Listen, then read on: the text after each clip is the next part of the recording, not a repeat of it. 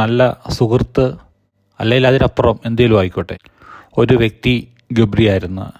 ഗബ്രി പോയി കഴിഞ്ഞപ്പോഴത്തേനും റസ്മിൻ ജാസ്മിനുമായിട്ട് അത്ര നല്ല രീതിയിലല്ല പോകുന്നത്.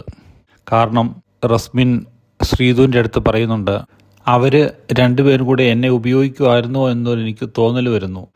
അതുതന്നെയല്ല, റസ്മിൻ ജാസ്മിൻ്റെ അടുത്താണെങ്കിൽ പോലും അധികം സമയം സ്പെൻഡ് ചെയ്യുന്നില്ല.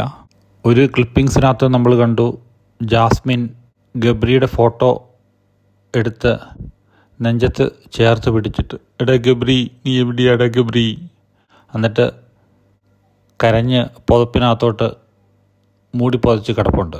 ചിലരുടെ വ്യക്തിത്വം അങ്ങനെയാണ്. അവർക്ക് ഒറ്റയ്ക്ക് ഒരു കാര്യവും ചെയ്യാൻ പറ്റില്ല.